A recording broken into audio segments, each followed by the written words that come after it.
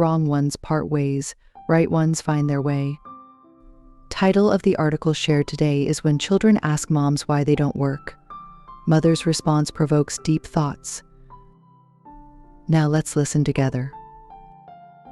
Mama, why don't you work when picking up her son from school? A mother overheard this question, visibly taken aback. After a moment of hesitation, she turned the question back to her child, asking why he suddenly thought of this. The child responded, "Many of my classmates' moms have jobs. Why don't you?" It was evident that the mother was puzzled by her child's query, her heart seemingly struck by something. A hint of sadness and embarrassment flashed across her face.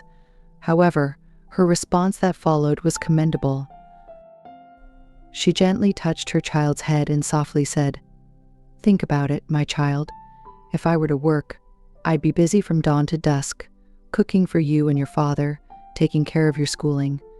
If we hired a nanny, we'd have to pay them at least $2,000 a month. When you come back from school, I'd have to help you with homework, teach you math, help you memorize words. If we enrolled you in tutoring, it would cost at least $1,000 yuan per semester. Just with these, a mother's monthly salary would be around not enough. Mama isn't any worse than other moms. They earn money, and I earn love." Listening to the mother's response, I couldn't help but recall an incident from a few days ago. A friend of my husband complained that his wife was weaning their child, causing the child to cry for an hour or two every night. He felt annoyed. When my husband tried to console him, suggesting he help more with the child since his wife was tired, he nonchalantly remarked that taking care of a child was easy and that he was too tired from work to help.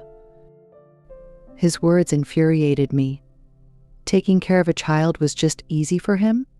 I suppressed my anger and asked him, "If you had to choose, would you rather stay at home and take care of the child or go to work?" He promptly replied, "Of course I'd choose to work.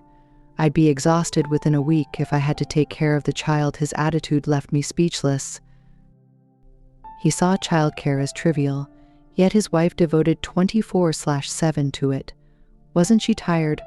Wasn't she human? Didn't she deserve recognition for her efforts? Our biggest misconception about stay-at-home moms is that they're idle and worthless, but in reality, they're the ones making the greatest sacrifices for their families. They relinquish their careers and dreams willingly, dedicating themselves to their children and households. They juggle multiple roles seamlessly, without external pressure but often with internal worries, yet their efforts often go unnoticed, unappreciated.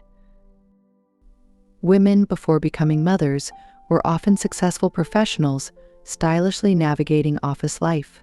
However, after having children, they willingly give up their careers to become homemakers, taking on all responsibilities without complaint.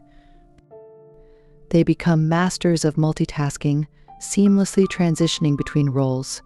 They may not face the pressures of external employment, but they endure internal struggles and uncertainties about their future. Their sacrifices, though unseen, are immeasurable. They deserve understanding, appreciation, and gratitude. It's time to recognize that being a stay-at-home mom is not a leisurely pursuit, but perhaps the most challenging yet noble profession in the world. As the mother mentioned earlier, being a full-time mom is the most valuable profession in the world. That's all for today's article. If you found it insightful, please share it. Your likes and shares are our greatest motivation. I hope you gain new insights every day. You're never alone here.